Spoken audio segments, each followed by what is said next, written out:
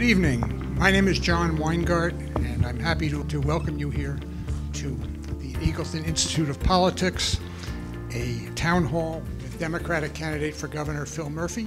Welcome those of you watching online as well as those of you in the room here today.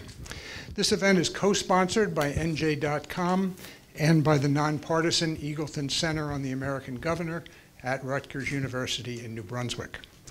Both organizations, both NJ.com and Eagleton and Rutgers, in fact, are eager to help present and future voters deepen their familiarity with the candidates on the ballot and deepen their understanding of the issues at stake in this election, which is 6 weeks from yesterday, November 7th.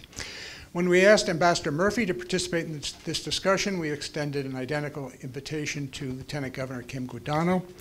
Last week, her campaign advised us that her schedule will not permit her to join us. Eagleton and NJ.com have partnered, however, to host a Q&A with the 5 independent candidates running for governor. This will probably be recorded on October 20th. Additional information about it will be on the website NJ.com as that date gets closer. Now it is my pleasure to introduce our moderator for this evening's program, Tom Moran, political columnist and editorial page editor for the Star-Ledger. Thanks, John. Thanks again for coming, everybody. We have an hour, so I want to jump right in. Before we start, I just want to offer one thought. Phil here is ahead in the polls by an enormous margin, and so I'm assuming his advisors told him, don't come. You're ahead, don't mess with it. And so I think we owe him a special gratitude for being here. It's a show of respect for voters and for the besieged free press, and we're grateful. Well, thank you. Surprise, if I may also sting Kim Guadagno for not showing up, is that she's way behind it. It's very unusual for a candidate to pass up a free audience like this, ready-made audience, when you're way behind. One might even call it bizarre. So this is being broadcast live on NJ.com's Facebook page here at Eagleton Institute of Politics at Rutgers. We're also live on 88.7 WRSU FM, Rutgers Radio, and WRSU.org online. I'll start it off with the first question. Matt's going to follow that up, then we're going to the students, and we'll ask follows. You, Phil, have proposed $1.3 billion in tax hikes aimed mostly at the wealthy. That, for perspective, is about 1/4 the size of the tax hikes Jim Florio passed. That, you say, will cover the cost of your 3 top priorities: pensions, education funding, and transit. So here's my question. Is it realistic to propose even more new spending programs as you have, whether it's child care or your recent proposal for free tuition at community colleges? First of all, may I say I'm really honored to be here tonight. This is an invitation we accepted on the wire, as they say. I love coming to Rutgers. I'm here all the time. Eagleton this is my second visit, although the first one in the building proper. I want to thank John for his gracious words of introduction, Ruth Mandel, who runs this institute so well, and good to be with you, Tom and Matt, and all of you here tonight, particularly Rutgers Dems. So the frame, I would suggest to start, Tom, by saying the frame is this is an economy that is weak, unfair, and works for very few. It's an economy under the almost 8 years now of the Christie-Guadagno administration that's favored the big corporations, the very wealthy, at the expense of things like funding public education, funding infrastructure, and the whole set of fairness steps that we think we need to take and should have long ago taken, like minimum wage and earned sick leave, equal pay, et cetera. And by the way, on that list is college affordability. And you're absolutely right. We believe that the programs you listed undoes some of that damage and puts the middle class, I hope that's not me, puts the middle class back at the head of the class where we think they should be and where they've not been over the past 8 years.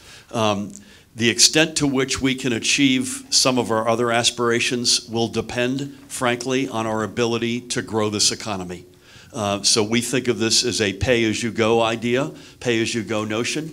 We're at a very low place right now, so I personally am optimistic that we've got a lot of good growth opportunity ahead of us. We think we can reignite the innovation economy. We can reignite the infrastructure economy, to pick two.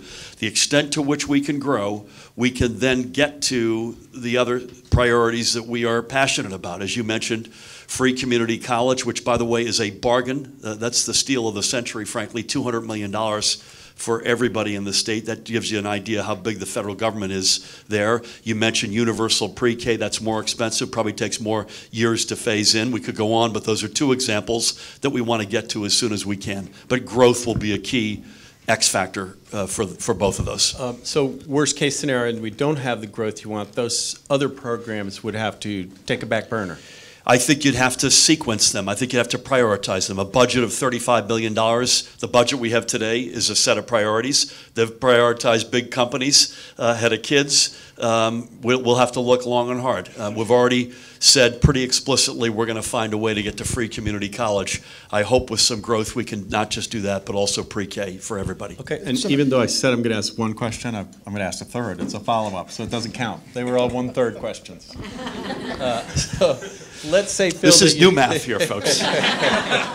Right, I make politicians their math add up. My own is all Yeah, you don't have to worry about that stuff. But let's say your new spending and your new taxes balance out, and we're no deeper in the hole than we are now. Yep. That doesn't get us out of this hole. It worries, as everybody, many people here know, we have the second worst fiscal crisis in the country. Yep. And the portion, one big question I have for you, the portion going to benefits for public workers, pension and health benefits, according to the Governor's Commission, 14% now, growing to 27%. Yep. In 2022. That's only 5 years away, which means we couldn't fund transit and education and all the other stuff. Yep. So don't you have to come up with something that doesn't just balance, but that more than balances? Yeah, you've got, Tom brings up, for those of you who have not been looking at the math, but you've been living it, as we all have, this is a state in crisis. There's no other way to put it. So we've been downgraded 11 straight times in this administration. We lead the nation in foreclosed homes. Household income, and this is exceedingly rare in America, since the Christie Guadagno administration took over, is down 5%. There are very few states in America with income that's down. And this is the biggest updraft in household income, I think, in American history. And by the way, not only are incomes down, but expenses. Property taxes are up 17%. NJ transit fares are up 36%. Cost of going to college is up over 20%, on and on and on. So we are in a state of crisis, which is why I believe we need, above all else, a governor who has experience in building and driving sophisticated economies in the 21st century, which is why I mentioned both the innovation and the infrastructure economies. As it relates to public pension obligations, and Tom, you and I met a dozen years ago when I chaired the original commission on this for Governor Cody, we're a state that folks no longer trust. And so I will tell you, we've got to reclaim our space as a state that people trust again at almost any cost. It's not just public sector employees, it's the rating agencies, it's young people who leave the state in droves to go to college outside of New Jersey, or then if they stayed here to go to college, leave it to work for their jobs. So I want to be the state that folks trust again. That means we're going to have to step up and meet our side of the obligation. We've been kicking that can down the road going on 20 years, and it's not been kicked harder or farther than under this administration. And we've got to say, wait a minute, we are a state you can trust again. We're good for our side of the deal. And then I think we can go from there. 1/3 of a question, Matt. Thank you for letting me ask a question, you're Tom. I appreciate this. Yes, and thank you. And I'd like to echo Tom's remarks about thanking you for joining us here. Same on the idea about the same polls that show you leading Kim Guadagno also show over and over again that the #1 issue that folks in New Jersey are worried about is property taxes, and rightfully so. So that leads me to a question that a lot of local folks closely associate that to. New Jersey has some of the best paid cops across the United States, with over half making over $100,000 a year. Currently, raises for cops and firefighters are restrained by a 2% cap. We know that this is something that has been received well in the legislature in the past. Local officials, in both parties warn that allowing the cap to expire at the end of the year will result in big tax hikes. The governor has said recently that everything hinges on you, and that legislative leaders have expressed to him that they're waiting on your call. You're the head of the party to come to him. So, the question simply is, where do you stand on this arbitration cap? You both have mentioned polls. I want to say one thing. The most important part of those polls, to me, are about 40% of the electorate have not made their mind up yet. So with all due respect to your very kind and gracious words about where we stand in the election, with 41 days to go, there's an enormous amount of folks, and maybe some of them in this room tonight, who have not made their mind up, and that's why we're out there morning, noon, and night pounding away. So you've got this 2% cap question. I want to just talk about one other number. And I'll answer your question, Matt. You've got a 2% cap question, but there's another number I want you to also focus on, and that's 50%. What is that? That is on average, and in fact, if anything, I'm light, the percentage of one's property tax bill in this state that goes toward funding public education. So the gorilla in the room, and I want to talk about the 2, is really the 50. Meaning that this administration, the Christie Guadagno administration, have underfunded the only school funding formula ever blessed by the Supreme Court in the state of New Jersey by over $9 billion. Over $9 billion. And so we've committed, as Tom has noted in his first question, we will fully fund the school funding formula. And we've got the big corporations, the wealthiest among us, hedge funds, a series of loopholes that will close, that will come up with the money in order to do that. That is a game changer in anybody's property tax reality. So that's really, frankly, the big gorilla issue. The 2% question is I don't want to avoid the question. There are good arguments on both sides. And I hear I'm hanging more with Democrats than Republicans, probably not surprisingly. There are good mayors, and we got one of them here tonight at a minimum, and members of council who will say that's been a real help to them managing their budget. And on the other side, I mentioned a few minutes ago, you can't ignore the fact that household incomes are down 5%. Expenses are going up like crazy.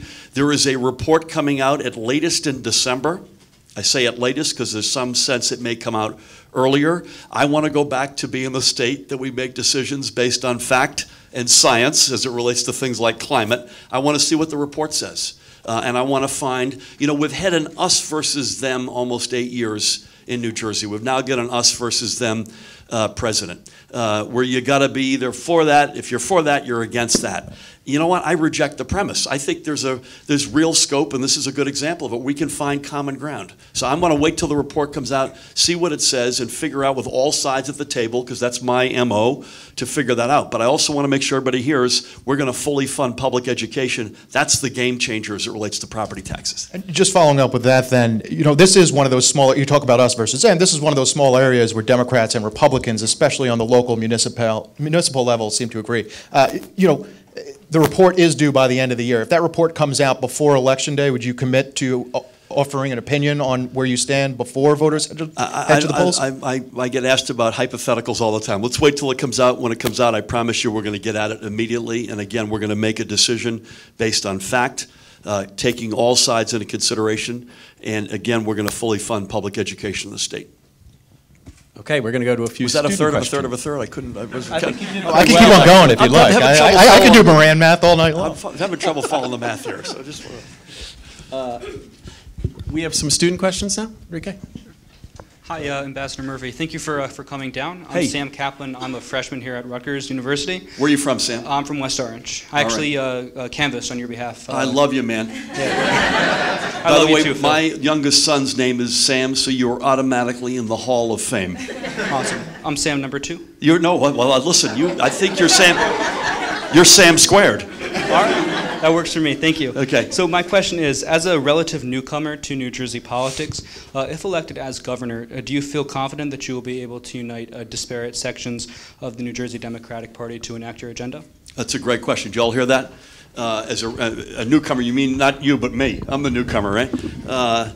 Listen, the answer is God willing, and that's what my aim is, to unite and find common ground. I mentioned to Matt's question, we've gotten sort of in this, and I wish the lieutenant governor would have the same chance to answer some of these questions with you. So I share the same passion, Tom, that you did in your opening lines, because I'd love to hear some of her answers to these questions. We are the Democratic Party. That means we're the so-called big tent, Sam, right? So we take all comers, and that's both a badge of honor and it's also, as my late mother would say, the cross that we bear. Because we have lots of things that we see differently from time to time.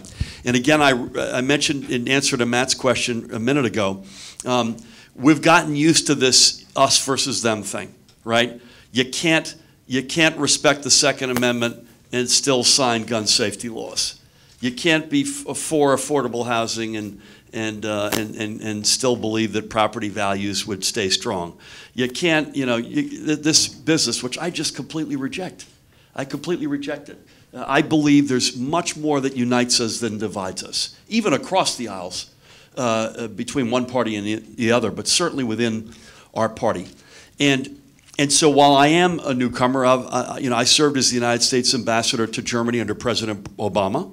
I was the national finance chair for the Democratic National Committee and raised a lot of the money that got President Obama or Senator Obama elected president. So I've been in and around politics, but I've never been a principal before. But one of my sort of main mantras, other than finding common ground, is to try to get the talent that's already on the scene and work with them. In other words, I'm not of the opinion you come in as the smartest guy in the room with all the answers, or you come in with your guys or your team, and you say, wait a minute, we got this figured out. That's usually, if not always, a recipe to fail. So I want to, and one of the benefits, we declared our campaign, and Tom, I think, was the first interview on the day we declared, which was May 16th on the telephone, 2016, and I had been kicking the tires for a couple years before that. One of the benefits of that long runway is I met a lot of people, including some sitting right in here. And that, I think, will allow us to say, you know what, this is a state chock full of talent. This is a party chock full of talent. We've been out of office for going on 8 years. There's an enormous amount of passion to get back in there. And yes, we see things differently depending on the issue. But again, I'm a big believer there's a lot more that unites us than divides us. Is that fair?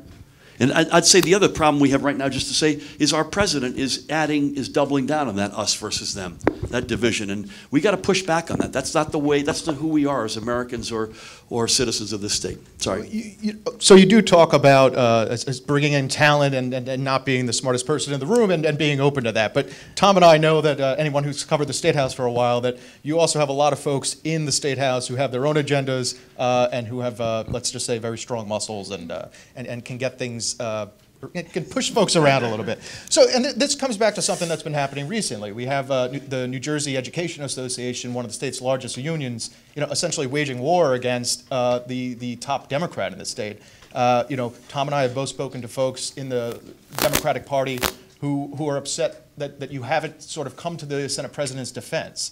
Does divisions like that before, if you were to get elected, hamper your ability to cut deals to get your agenda passed later on? I would just say I'm going to argue a little bit.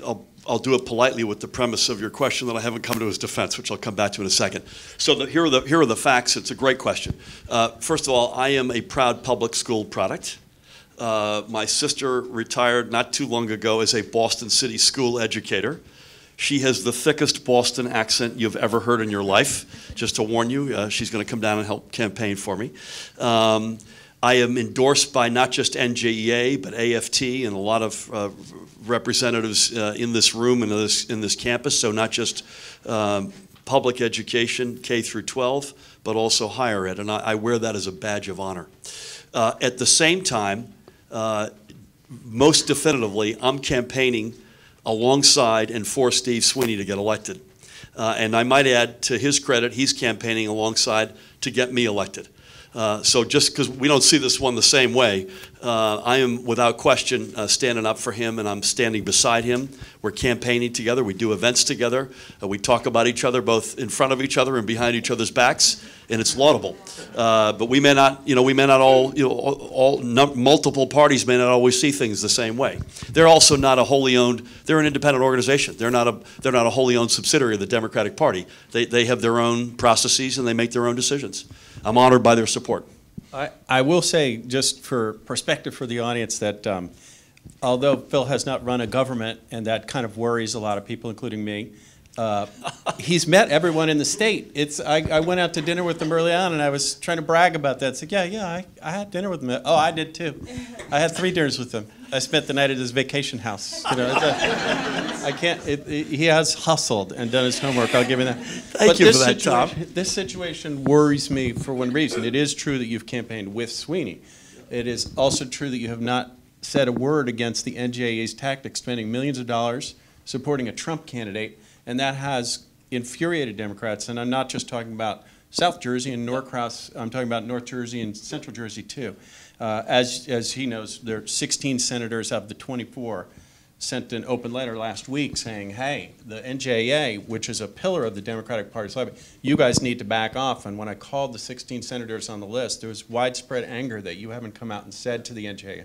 And the NJA told me, even in private, he hasn't gotten on our case on this. Well, again, I just repeat what I said a minute ago. They're not a wholly owned subsidiary of the Democratic Party. We've been endorsed by scores of organizations that have their processes. They go through them. This one we don't see the same way.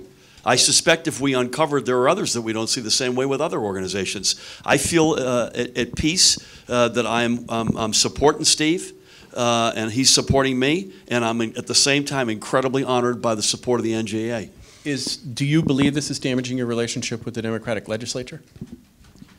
I don't, actually. I don't. I believe that we'll get through this period, and again, I'm incredibly. It gets back to Sam's question, can you bring disparate pieces together? I'm an optimist. I really believe that. And again, it's partly for reasons that are not terribly constructive or positive, and that is because we're going to inherit a state with an economy that's busted. So we stand for a stronger and fairer economy that works for every New Jersey family. I say that all the time. That's the mirror image of what we've got. Unfortunately, for all the wrong reasons, that's going to unite us because we're going to have to get this state back on its feet and at the same time keep swatting back what's coming at us out of Washington. Okay, and I'll leave this. I know I'm drilling your teeth a little bit here on this, but why not? Tom, I love it when you drill my teeth. Why not say to the NJA, knock it off, they're supporting a Trump candidate against the leading Democrat, the Senate president. That seems like you as the head of the party, it would be very natural and a lot of legislators for you to say, hey, knock it off. I don't like what you're doing. Listen, I appreciate that. I see it the way I've already said it. In other words, I'm at peace with that. But I also have this one other pesky fact before me. I have to win an election. You know, people talk about me as being the head of the party. I got to win an election in 41 days. And that's the main event before us, and that's why we're running around the state up and down like, you know, chickens with our heads cut off. Okay. Second student question, please. Good evening, Ambassador Murphy, and thank you for coming tonight. My name is Damilola Onifade, and I'm from Paterson, New Jersey. Honored to be with you. I love Paterson. Great town. My question is, what would you do as governor to help families with the crushing cost of college? Oh, do you all hear that? What would I do as governor with families with a crushing cost of college? And you all are living it, right? So this is one, we probably could go on for 15 minutes, and I won't do that. This is a good example, and again, I wish the lieutenant governor could get this question as well, because they've been there, she's been there. I'm not. I'm going to tell you what I'm going to do when we get there, assuming we do get there. But it's a good example of other priorities have been put ahead of education, not just K through 12, but higher education. And the level playing, the field rather, between the family and you on the one hand and the state on the other hand has gotten completely out of whack. So the burden has increased. Cost of going to college in the state is up just over 20%. Too many kids, by the way, I go to TJ Best's every annual dinner for families with kids coming out of high school in Paterson who are going to go to a 4-year college, and it's one of the coolest things I do. But you know what the sad part is? There are a bunch of kids and families who don't make it to that dinner not because they don't have the grades or the passion or the will, they don't have the money. And I think that's completely unacceptable. So I don't have a one glib answer for you, but let me tell you a few things that we stand for. Number one, free community college. Tom asked me the question. We want to get to that as fast as possible. It might take us a couple of years to phase in. At $200 million, it's the bargain of the century, in my judgment, particularly given where the innovation 21st century economy is headed and that need for what they call middle skills jobs. So these are not PhDs, but folks who have a 14-year education where they're going to be vital players. That's one. Secondly, I'm in love with the idea of a public bank. Okay, so right now when the state raises tax dollars, they send them to New York Wall Street banks, or they put them, invest in commercial paper of places like the Koch brothers, Honest Engine. There's no transparency. My idea is that money, we form a bank that we as citizens own, the People's Bank of New Jersey. It's been done once before in North Dakota, and all of the deposits get lent out in New Jersey only. And one of the great lines of business that we want to pursue is affordable student loans, not these loan shark rates that you're having to deal with, but fair rates for you and your family. Another idea we haven't got this completely machined, but let's assume you've got the following 3 challenges, and I think we do. Number 1, you want to emphasize the innovation or STEM economy, which we do. That's in our gene pool. We ought to dominate that. This administration has let that economy go. We want to reclaim that space.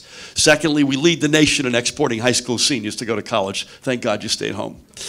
And thirdly, college is unaffordable for too many. So here's an idea that we also like. We got to figure out how to machine this. Stay in New Jersey as you head to go to college. Major in a field that we're emphasizing in the state. In this case, I mentioned the STEM or innovation economy. Graduate and get a job in that economy in New Jersey for, say, 5 years. And then in years 6, 7, 8, 9, 10, you've got a fund that forgives X thousands of dollars per year off your outstanding student loans. So you stayed in New Jersey. We love that. You majored in a field that we want to, and worked in a field that we want to emphasize, and you took a huge burden of your student debt off the top. So community college free, public bank, that last idea. We've got some others that we're baking, but we've got to make college accessible and affordable. It's gone too far out of reach during the Christie Guadagno years for too many of our kids and their families. We've got to pull that back. This idea sounds very appealing to me, and as you recall, I hope I wrote a column saying this is the first big innovative idea of the campaign, the public bank. We keep our money here, we use it for these good purposes. And I got all these calls from people going, the people who I trust going, are you crazy? New Jersey government owning a bank and deciding who gets the loans, you know, and if those loans go sour, taxpayers on the hook. Yep. How do you guard against that? Did you get any calls from the People's Republic of Montclair, as the governor would? Not on this. From your backyard? That was the Christie endorsement that Exactly. I mostly got. This is all kidding aside. So again, this isn't, the concept is, I ran over the idea quickly, is you establish a bank that we own. It's been done in North Dakota, of all places. And it, by definition, the bank has to lend all of its money in New Jersey. And so the 3 areas that we've talked about are student loans, small businesses, in particularly minority and women-owned small businesses have a very thin access to capital, and small-scale infrastructure. So not the big gateway tunnel, but the small-scale local. Matt Doherty's here from Belmar, a project in Belmar that you're trying to find. You're in the queue in the county, and you can't get, or you have to go sell bonds. You don't want to do that. This is the way to get it. The student loan piece is very easy to administer. North Dakota actually has proven that. The other 2 pieces, actually, the capital would flow, and I don't want to get too complicated, through community banks. So it would not be opposed to community banks. It would be through them. So there would be a fee that would be charged. So their loan officers would make the decision, their risk committees, et cetera. All right, so if you or another political player said, hey, we have this great infrastructure project idea and we need funding, you would have 0 influence over it. 0. This would be independently chartered, independently governed. It would be much more transparent. So good luck, any of you, finding how the state what they currently do with their tax dollars. You almost can't find it. We had several people trying to find it, and it's in a footnote on page I don't know what. This is much more transparent. This is up in lights, and that's a good thing.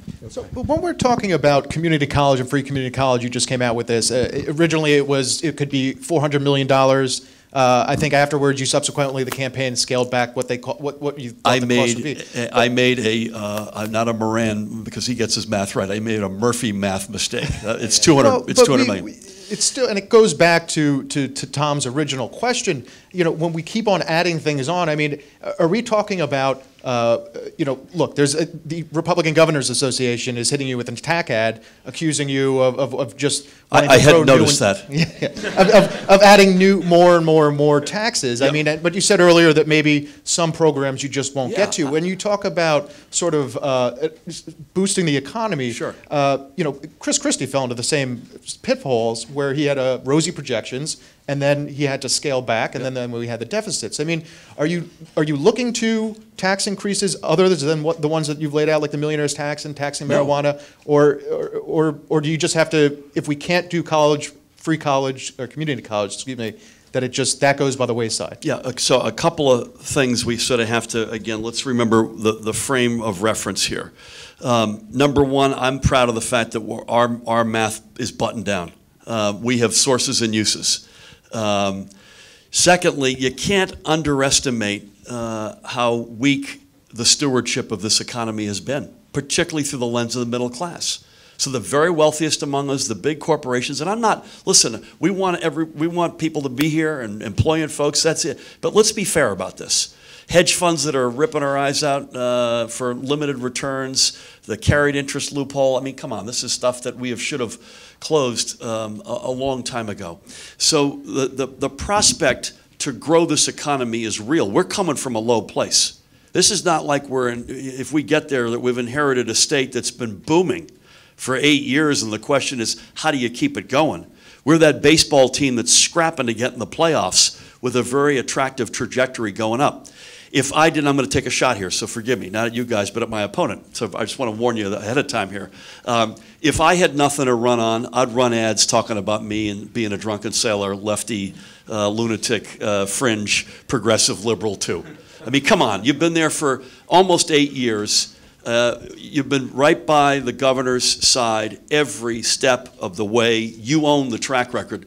Please talk about what you've done. We'll talk about what we'll do if we get there, but let's have a fair, even-keeled fight. And I kind of laugh at those accusations. I'm proud of the fact we're buttoned down. We are a pay-as-you-go. We're going to get fairness, better priorities, but we're not going to get out over our skis. And could I follow up on priorities? Please. And it's also on the college cost things. Aside from providing scholarships for students, a major problem has been that the state has frozen its aid to higher ed, Yes. and that's forced a larger share of the cost to be borne by students. When you talk to fiscal experts on the left and the right about New Jersey's situation, I am not seeing any who say we can do things like increase funding for higher ed unless we cut benefits for public workers. And that one widespread concern about you is that you're close to those public worker unions and are unlikely to push for that. So help us out on that. So first part, you'll forgive me, I'll be extraordinarily polite about this, but I'm going to disagree with the premise. I don't think you have to do what you've just said in terms of math in order to get things like the core objectives that we have. Secondly, again, you and I have had this conversation over the years. I don't know how, if you've been left at the altar for now going on 20 years, that the first move on the chessboard is, by the way, I've not owned up to my obligation over the past 20 years. In year 21 to come back in and say, listen, I'm not going to own up for it again, but I'm wondering, could you make another concession so that that'll allow me to be in a better place to own up to my side of the bargain? I don't think so. I think we got to stand up and be trusted and do what we said we'd do. I hear that, and all those experts I talked to on the left and right do say the main problem is the state hasn't coughed up its share. Yep. But in recent years, the state has dramatically increased that. Christie's contributed more than any other governor by a significant margin. And how do you deal with the hard math, even if we were complicit in getting here? Yep. How do you go, if these benefits are taking 14% of the budget now, and it's growing as the bipartisan commission co-led by Tom Byrne, a Democrat. Yep. If that 14% grows to 27% in the next 5 years, how can you possibly have money left over for things like transportation, education, preschool, all these dramatic things that this state needs, as you say, to become a more fair and prosperous place? So this commission, even Governor Christie's commission that Tom was one of the co-chairs or chaired, even they said that the 100% of the reason why we've got a pension hole is the fact the state hasn't stood up on its side, number one. Number two, we will extend and I hope accelerate what the current plan has been. Number three, the 14 going to 27 has very modest expectations for what our state will look like in terms of our growth rate and the size of our budget X years from now. And I don't think rosy is the word I'd use at all on our side. I actually think we've used more conservative growth projections than the governor, than Governor Christie has. I want to give everyone a sense of what the growth means, because we're talking about this so it's sort of abstract, and I want to put this into more dollars and cents.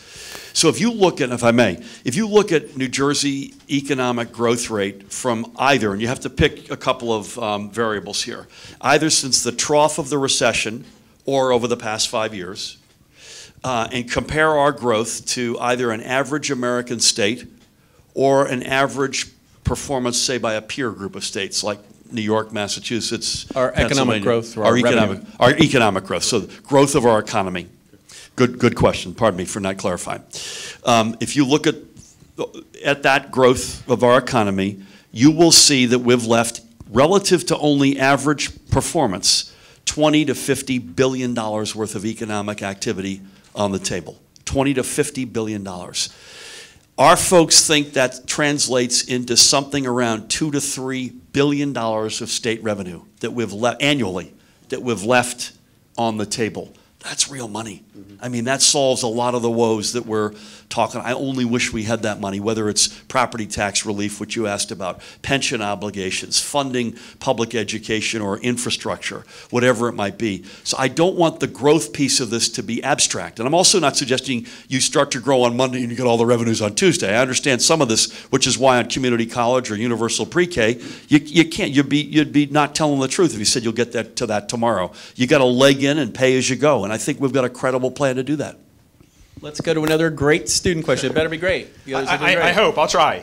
Good evening. My name is Brandon PUGH. I'm an Eagleton Fellow and a school board member of Morristown. So state aid for education is... Morris or Morris? Morristown. I love Morris. Burlington County. I know it well. So state aid for education has... You may want to get that microphone up a So little. state aid for education has essentially been frozen for 5 years, with the exception of the changes in July. You'd mentioned wanting to fully fund the school funding formula. Where would you find the approximately $1.6 billion that would take? And would you reduce state aid in districts that are currently overfunded to give to those districts that are underfunded? Got it. Thank you. Listen, I had a magical visit. I've been to Morristown a few times, but I had a magical visit. I'm a former national board member of the NAACP, and the Underground Railroad went through Morristown, as you know, and I was in one of the homes that stood beside a barn where they had sort of the back and forth tunnel where folks were going back and forth depending on which of the two buildings were being searched, and it was pretty powerful. Here's how I think about this. We've had one school funding formula in the history of our state, blessed by our Supreme Court. I think it was in 2008, to the best of my recollection. Right. It's a good example of, it's one of many good examples where you used to say, you know what, New Jersey used to do things that was a national model. It's hard to believe this NJ Transit was viewed as a national commuter rail model not that long ago. The Port Authority is a national bi-state model not that long ago. The school funding formula in that same league. Why? And again, you know this, and you're on the board. It went from money-chasing districts to bottoms-up, building a formula that had as its guiding principle that not every kid is born with the same set of luck or circumstances. So it asked the questions you need to ask. What's your household look like? How many parents do you have there? What's the first language you speak? Free or reduced lunch as a measure of poverty. Do you have special education needs, etc. So it built that up. Extraordinarily, I believe, fair way to do it, taking away from the notion of money-chasing districts to money-chasing kids. Fast forward to 2017, all you hear is the school funding formula has failed. That's just not true. It was never funded. So we're going to stand up and say, you know what, maybe it needs to be tweaked and dusted off and updated. It is 9 years later, after all.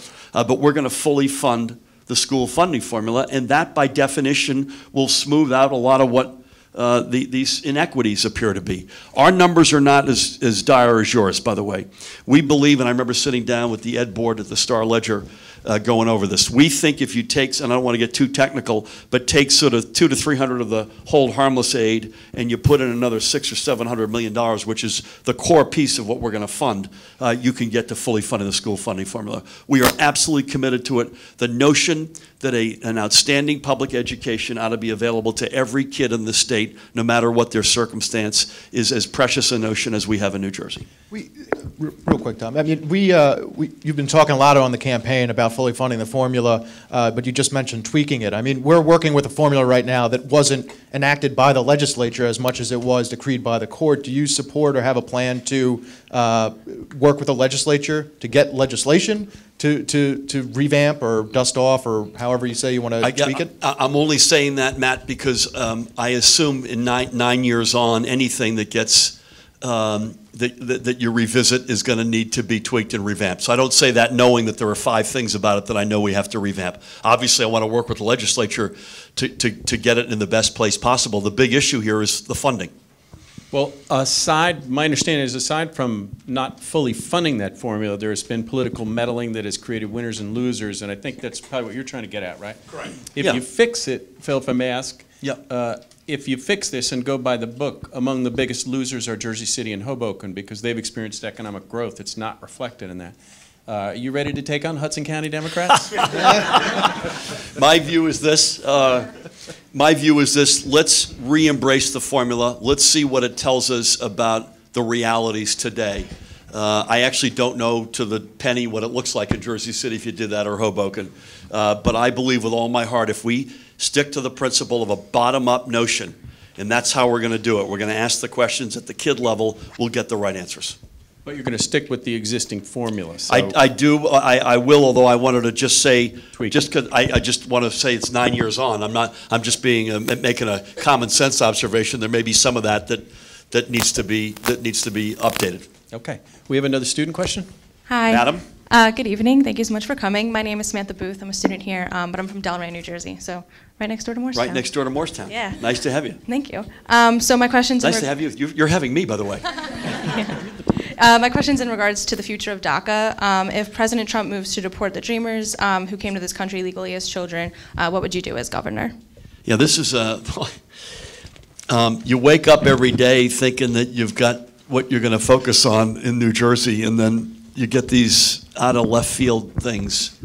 You know, I wasn't expecting to be talking about the NFL a few days ago, or North Korea a couple of weeks ago, or LGBT in the military. It's just extraordinary, and Dreamers is high on that list. So I got to roll the tape back. I hope. Are we okay on time here? I don't want to overstay my welcome. So roll the tape back and say, long before I thought Trump would be, or as my wife would say, he who shall not be named was going to be elected president. We had stood pretty strongly for many years for things like statewide identification cards for everybody, regardless of status. We think that's a smart public policy. Access to driver's license for everybody, regardless of status, assuming they pass the test, obviously. And access to not just in-state tuition, but in-state financial aid for Dreamers. So the good news is they've got access to in-state tuition, but not to the financial aid, which I think is wrong. And then along comes this president. So we still stand for all those things, but we've had to get into more of a defensive crouch, defensive posture. And so we're now dealing with questions, would you be, sanctuary cities, sanctuary states? This one really gets me deeply. You know, you've got 22,000 Dreamers in this state. They pay $60-something million in taxes, contribute about $1.6 billion, as I recall, to economic activity. 91 or 90-something% are either in school or working. They're every bit as American as my 4 kids. So this one really offends me. And so yet they're being shown the door. So it's one of many data points. Unfortunately, it's one of many where we've said, you know what, governors will have never mattered more. Not just in the where's the governing going to get done. I think a lot more likely at state and local levels than in Washington, based on the evidence of late. But also, we're going to need a governor who's prepared to stand up with a steel backbone and say, you know what, you will not, no, you will not use our state and local police to unlawfully frisk dreamers or use DACA data against them or just walk up to residents and threaten to deport them or break up their families. So we're going to stand tall. You're also going to need an attorney general with a steel backbone and a willingness and a preparedness to exhaust all legal means. And by the way, you're seeing that from lots of states, including red states. This is not a Democratic-Republican thing. You see a lot of, my high school, you can't make this up, my high school classmate and college classmate is the governor of Massachusetts, Charlie Baker. He's a Republican, he's a good guy. I don't agree with him on everything. He has stood up. He's one of many examples. You don't have to be a Democrat to stand up for young Americans. This is as American as you get. So I'm disappointed that our governor and lieutenant governor, Heaven, again, I wish you could ask this question of her, why they're not locking arms with other states and saying this is wrong. This is wrong. Now, I hope there is a sensible solution coming at us out of Washington. I hope there's some, you know, whether it's health care or immigration or tax policy. I hope, please God, there's some bipartisan cooperation, but we're going to do what it takes. And if that's the fullest extent of the law, if that's whatever it might be, we're going to stand up on behalf of dreamers in the state. Yeah, just heard a NPR story driving here about how farmers can't find workers, and I look at Newark and imagine what the city would be like without immigration, the city's economy. It's just, I'm an editorial writer. It comes naturally. I have to sneak that in. So on the sanctuary city, so I wanted to ask you about, as I'm sure many of us remember that horrible day when 4 college kids in Newark were shot in a schoolyard, execution style. One of the people convicted of that murder, Jose Carranza, was an undocumented immigrant from Peru. It turned out he had been arrested the year before for child rape and released on bail. Ann Milgram, the Attorney General at the time, issued a new directive so that currently in New Jersey, if you are arrested for a felony or drunk driving, our police are supposed to notify the federal government of that, the immigration authorities. In many sanctuary cities, they won't notify them until there is a conviction, and drunk driving is or is not included. I wonder what you think about the current state of the law. As I say, it's any felony or drunk driving, and it's at the point of arrest, not at the point of conviction. Well, I want to be honest with everybody. When I've got an answer, I'm going to give it to you. This is the first time I've ever been asked it. I think the context for me, Tom, would be the field is so tilted against dreamers, against newly arrived immigrant brothers and sisters. My bias is going to be having their back because there's always going to be an example in any population of somebody who does something awful or whatever it is, in this case, at a heinous level. And I'm not denying that. But then we got to be careful not to extrapolate that and then throw a similar blanket over an entire group of folks. So I feel like the field has been so tilted against these folks. I want to be the guy they feel like they can rely on. I have to think that through in terms of the point of notification. One of the things we have said that we would establish immediately, and this admittedly doesn't get at this, but it's in the same neighborhood, is an Office of Immigrant Protection at the state level. Because one of the things going around the state, the minute all this Muslim ban came up, I went to Newark Liberty and met with lawyers. We had Senator Booker and I at a round table the next day. We then did a separate thing with Dreamers. One of the things you realize, particularly depending on your status, is you don't know who to call. Or you hear 10 different things and you're not sure which one to believe. And so that's one thing I wanted to say. We want to basically clarify that to make sure there was one place, probably more legal services than anything else, where folks could get answers regardless of their status and without any recrimination.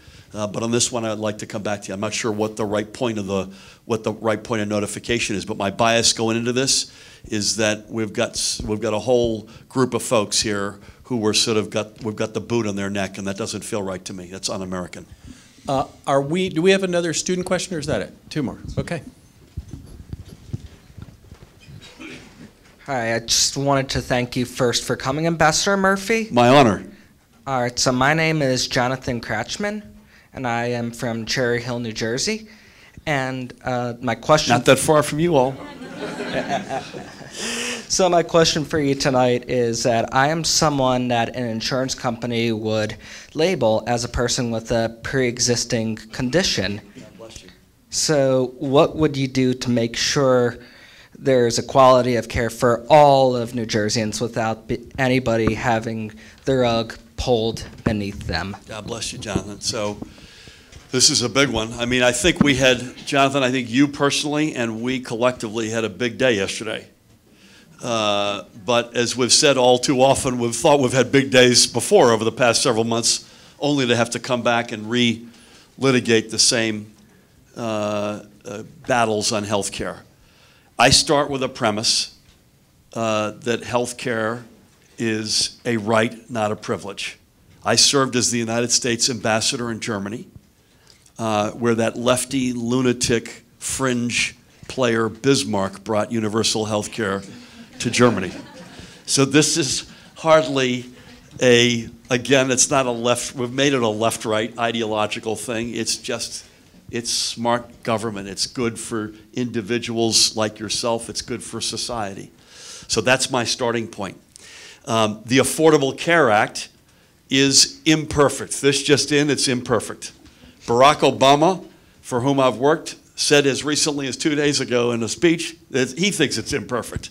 But we're halfway up the mountain, and it's had an enormous impact in this state. I think you guys know this well, but for everybody's benefit, a couple of just data points that you have to, 800,000 people in the state have health care, most of whom didn't have it for the first time in their lives.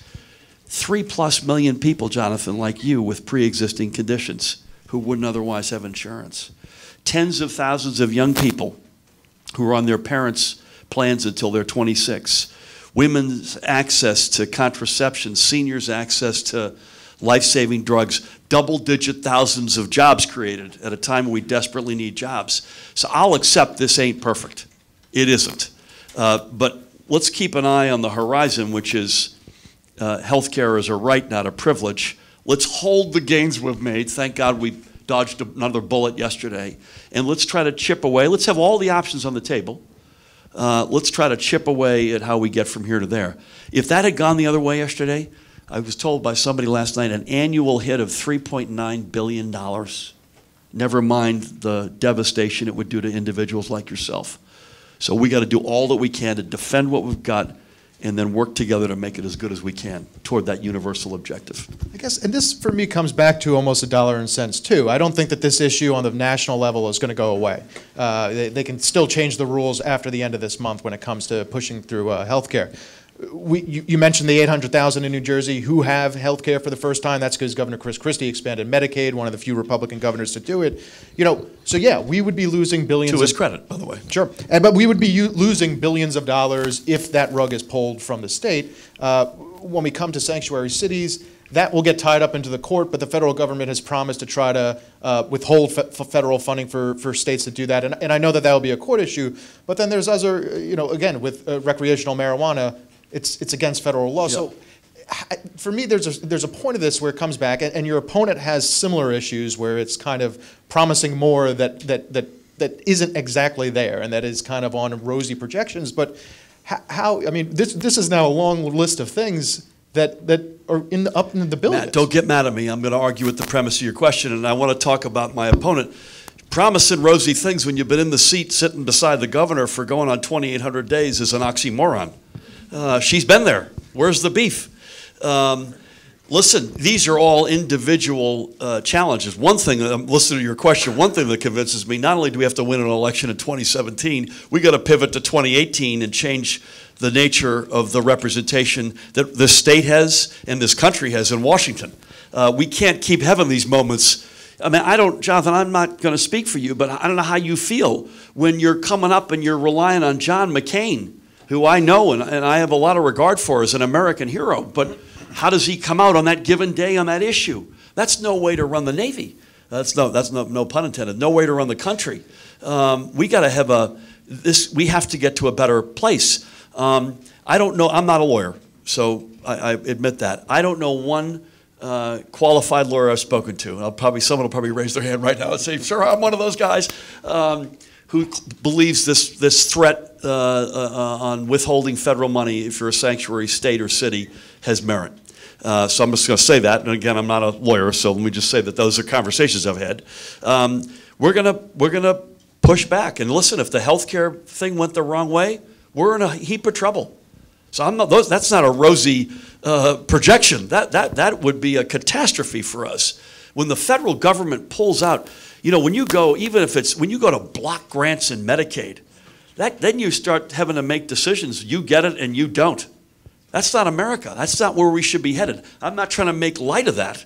I'm trying to be as realistic as possible. I want to squeeze in a short discussion on charter schools, which I personally regard as one of the great successes in New Jersey, especially in Camden and Newark over the last decade. We just yesterday got new results from the uncommon schools in Camden that were absolutely remarkable. And as you know, these schools are not based on who wants to join. They're based on the neighborhood. They just had the charter organizations take over the local school, basically. So you can't cream the best students and cheat that way. Remarkable results. In Newark, similar. And African-American families, as you know, in Newark have consistently chosen charters above the traditional school when they have the chance. You've called for a moratorium or a pause. I want you to talk about that. Yep. Again, I'm going to answer the question, Tom, and you and I have talked about this before. This is a little bit like the 2% cap and the 50%. The big gorilla item here is underfunding public education. Charters are public education, district schools, magnet schools, community schools are public. And so let's just remember that funding public education overwhelms a lot of the other issues that we're dealing with. But the charters have less money, as you know. Well, they take 90 cents on the dollar, and so here's no capital. Here's my hope. And by the way, if we get elected, I'm hoping to quote unquote have the time out before we get there. We've been meeting with all sides in this for the past couple of years, so it's not like we're waiting. But there were a series. First of all, you made a very good point. And you didn't finish what I'm going to put words in your mouth, but I suspect we might agree. The reality, first of all, this debate is way over-labeled. You get passionate around this word or that word: district, charter, magnet, community. He said, she said. You get balkanized, very emotional. You know this, right? It's a different dynamic in a Newark and Camden than it is in a Montclair where you are, or Red Bank where I am. And that's one point people have to, I think, I've certainly concluded, or in Princeton where they had a big debate. I want to make sure we're all playing with the same set of facts. I've never been a hell no charter guy. And it's a very, not black and white, it's a very gray area. For instance, NJEA is organized, I think, in 19 charters in the state, to pick an example. So you might think, well, you'd have a big union over here and charters. In fact, that's even muddled. But I want to go through and make sure, Daniel Patrick Moynihan had this great line: we're all entitled to our own opinion, we're not entitled to our own facts. Let's get and this is one where everyone brings their own facts to the table. I've never seen anything like it. Let's have one set of facts. Let's have, whether it's funding, as you pointed out, governance, both when they come in and how they're governed once you have them, teacher standards, what do you call it, evaluations of the schools, testing, whatever it might be. If on a level playing field, same set of facts, it's a high-performing school, count me in as a supporter, whether it's a charter, district, community, magnet, whatever you want to call it. Is there a fact about the charters in Camden that gives you pause? Is there a fact? I mean, a fact that came from the other side, the critics, say the NJEA. No, not necessarily. I mean, you've got the Renaissance schools in Camden, which is another wrinkle. Right. And I've visited all shapes and sizes: charters, districts, communities, and Renaissance. I don't think I've been in a magnet school in Camden, but I was just making the point that I think the inner city reality is a different. For instance, Red Bank, where I'm in Monmouth County. Red Bank is across. I'm in Middletown, across the river. They've got a charter. They wanted to expand it. Local input is another thing that gets people, enraged on both sides. Either you don't want it or you do want it. They wanted to expand that charter, or a second charter, I can't recall. But the demographics there were not what they are, for instance, in Newark. There was a big skewing of, for instance, the Latino kid population. So it also depends on the community you're in. If you impose a moratorium on their growth or a pause on that growth, would you consider exempting districts where there is clearly a need for alternatives like Newark and Camden? I think you deal with the community, I'm not sure I'd use the word exemption, but I would. The good news is the school years are already started. So if we're fortunate enough to get there, we may have a window where you can actually get this solved without having to worry about the enrollment period coming in. So if you and I were having this conversation in June or April even, it might be a different ballgame. Okay, it is fair to say that's your goal, is to not disrupt the natural growth of these schools. As you know, they grow 5th graders, then they'll expand to 6th grade. Yeah, as long as they're based on a commonly accepted set of facts that they're doing well, and that's, I want to make sure we get a level playing field of facts, but yes. Okay. We are, sorry to say, about out of time, but this was a great discussion, and again, the man has a giant lead, and I think deserves some credit for showing up and taking this tooth drilling. I love the dentist, Tom. Tom will let you take one more free shot at Kim. Yeah, go ahead. What do you think about her hairdo? No, I'd just like to thank you for coming again, and thank everybody for participating, especially you students. Those are great questions. The best. And the best. Go democracy. Amen. Thank you, everybody.